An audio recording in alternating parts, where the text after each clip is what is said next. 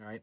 So right now, I want to read to you this last headline, and then I'm going to get into the preparedness, because I do believe that it's important for you to know everything that's going on first, and then move on to the prepping, because you know it's pretty much what I've been saying in the past, but now we have to have this sense of urgency.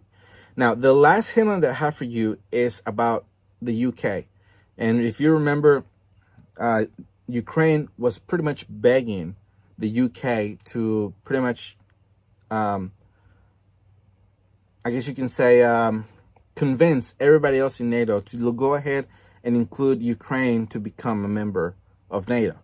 All right. But let's pay attention to this. All right. This next article is really, really important, because now we have I guess you can say, the crossroads between all the military aggressions and all the military um, movements and escalations and everything.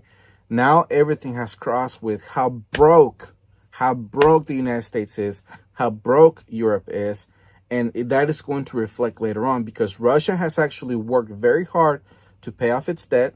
All right, I've shown you here the charts in the past where Russia hardly has any debt, or at least, debt to GDP. They're doing really good. They actually have collected a lot of gold and silver, which that would actually make their currency stronger. And they're not spending so much money on their military. They're spending it on the technology to be advanced to where it's superior to the United States.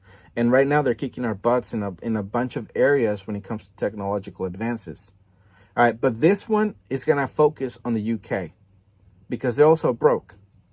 This problem that I've been telling you, that the financial system is happening. Remember, I told you, if you are gonna decide to flee the United States, just make sure you have everything in place wherever you think you're gonna spend the apocalypse, because it doesn't matter at this point where you go in Europe. They're also broke.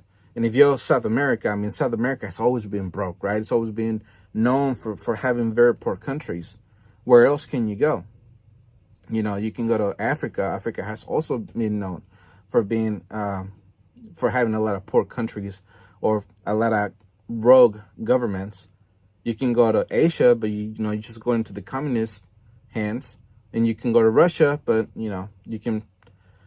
Some people say that you're a little more free there, but they're also under strict rules when they can just put whoever they want in prison for just protesting.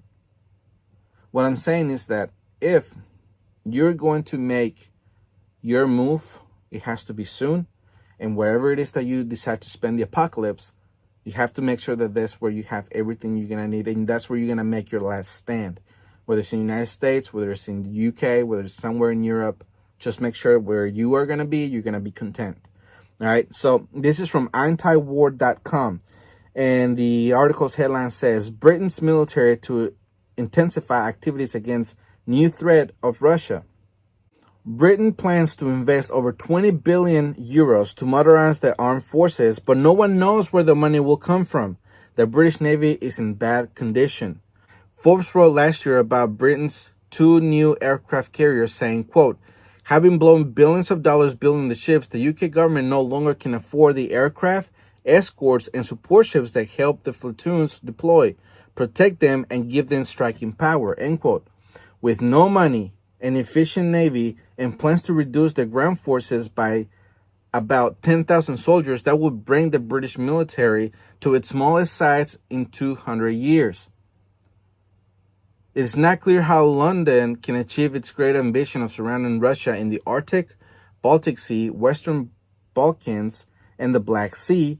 In addition to cutting 10,000 soldiers, the British military will also do away with 2 frigates, 14 C-130 Hercules troop carriers, 24 Typhoon fighters, and Hawk jets. Okay, so what they're saying is that the UK military is in a really bad shape. All right, they don't know where they're going to get the money, but if we have learned anything from the United States, is that they're just going to print the money away. I don't know if they're going to be able to, now that I think about it, since they did get out of the European Union. But the point is that even if they have to borrow from the United States, they will, because the United States has an endless supply of money at this point. That's what it seems like. But all of this is really important, because if we get to the point where we're just, talking a lot of crap, but we cannot back it because we're broke, how more desperate are we going to be to go to war when we have the ability to do it? Because if we're too broke to even go, what are we going to do? Are we going to be in the middle of the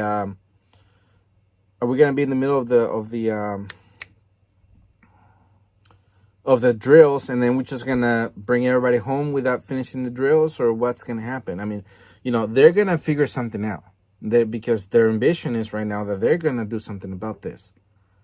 But the point is that if we're gonna go to war, and the United States, it's broke, the hedge funds are falling apart, the UK has no money, Europe is broke as crap too, and the only ones that are strong enough with the strong economy are Russia and China, because China has just backed its crypto yuan with oil, something the United States did.